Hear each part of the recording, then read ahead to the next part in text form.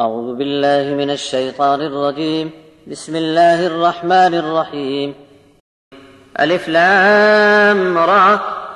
كتاب أحكمت آياته ثم فصلت من لدن حكيم خبير ألا تعبدوا إلا الله إنني لكم منه نذير وبشير وأن استغفروا ربكم ثم توبوا إليه يمتعكم متاعا حسنا إلى أجل مسمى ويؤت كل ذي فضل فضله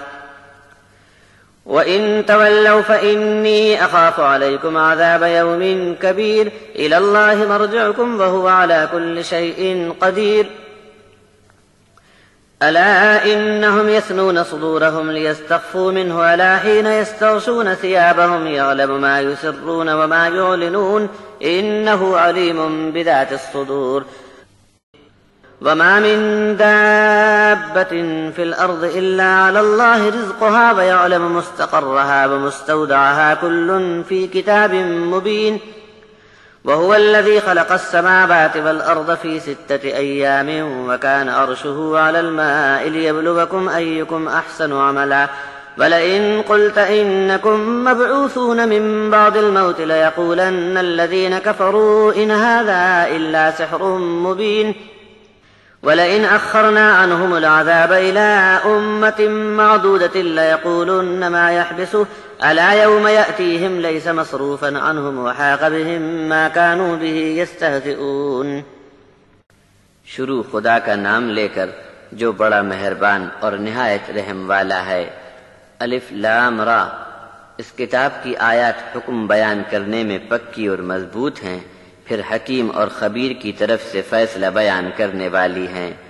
فیصلے کی بات یہ ہے کہ اللہ کے سوا کسی کی بھی بندگی نہ کرو، میں تمہارے لیے اس حکیم اور خبیر اللہ کی طرف سے ڈر سنانے والا اور خوشخبری سنانے والا ہوں۔ اور یہ کہ اپنے رب سے گناہوں کی معافی طلب کرتے رہو اور اسی کی طرف توجہ کر کے پلٹ آؤ، اور اچھی گزر بسر کے لیے جو کچھ بھی سامان زندگی اس نے تم کو دیا ہے اس کے برتنے کی مدت بس گنتی میں تھوڑی سی ہے، اور جو بھی خوبی والے اچھے سے اچھے عمل کرے گا اسے بڑا فضیلت والا درجہ ملے گا۔ اور اگر نہ مانو گے تو میں تمہارے بارے میں ایک بڑے دن کے عذاب کا اندیشہ رکھتا ہوں۔ اللہ کی طرف تم کو واپس جانا ہے اور وہ تو ہر چیز پر قادر ہے۔ دیکھو یہ لوگ اپنے سینوں کو موڑ کر دوہرا کر لیتے ہیں، یعنی چھاتی سے چھاتی لگا کر ایک دوسرے کو بات کہتے ہیں تاکہ خدا سے چھپ کر بات کر سکیں۔ آگاہ رہو کہ جب یہ کپڑے اوڑھ کر چھپی یا کھلی بات کہتے ہیں تب بھی اللہ کو معلوم ہے، بے شک وہ ان کے سینوں کے اندر کے بھید کی باتوں کو بھی جانتا ہے۔ زمین پر چلنے پھرنے والے ہر جاندار کا رزق اللہ کے ذمے ہے،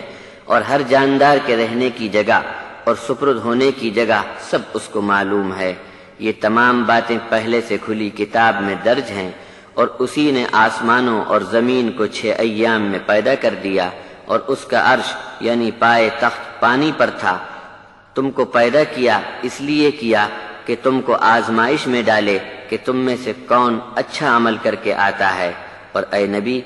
اگر آپ ان کو بتائیں کہ تم کو موت کے بعد ایک دن اٹھایا جائے گا تو جو لوگ انکاری ہیں وہ بولیں گے کہ یہ سب کھلی جادوگری کی بات ہے۔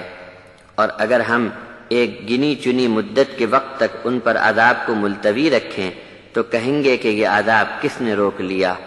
آگاہ ہو جاؤ اور سن رکھو کہ جس دن عذاب ان پر آ پڑے گا انہیں ذرا فرصت نہیں ملے گی، اور جس بات کا مذاق اڑاتے تھے اسی نے ان کو آ کر گھیر لیا ہوگا۔